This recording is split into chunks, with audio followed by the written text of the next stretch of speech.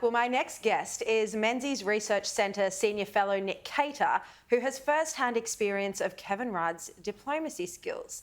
Nick Cater was at the time the editor of the Weekend Australian newspaper, and he was at Kirribilli House on the night when Kevin Rudd allegedly left the door open while he was on a phone call with former US President George Bush. Nick joins me now.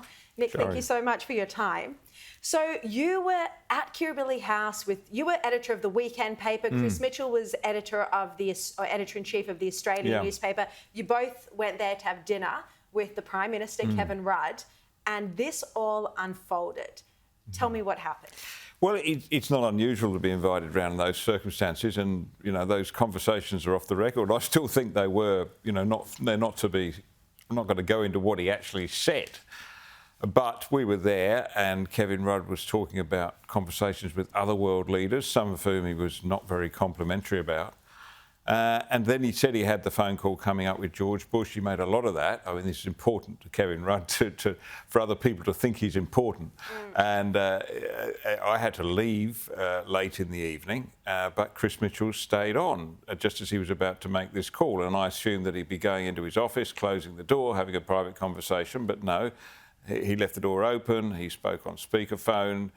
The details of that subsequently came out. But here's the thing.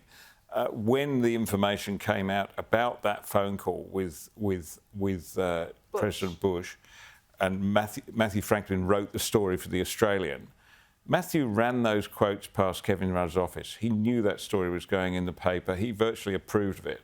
So that, to me, just goes to underline the fact that despite the fact that he began his career as a diplomat, he's the most undiplomatic Prime Minister I think we've had for a long time. He just had no concept of what normal diplomatic practice was.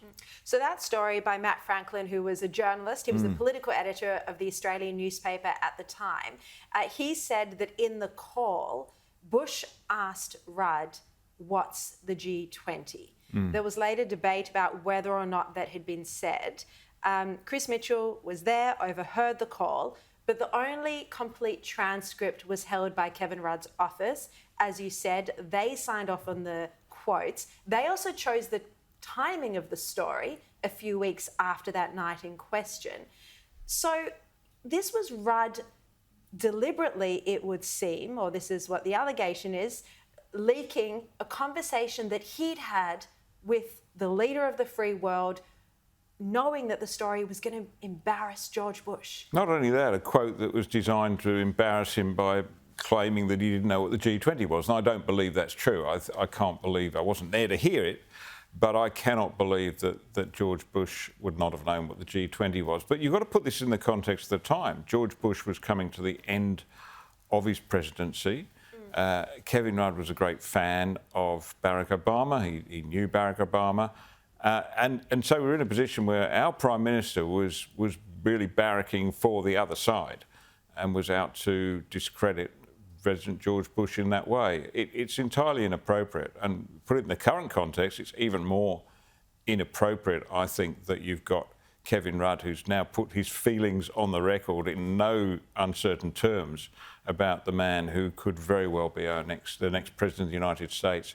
I don't see how he can carry on in that position he has as our chief diplomat in Washington. His position is untenable, particularly after what former President Bush said the other day.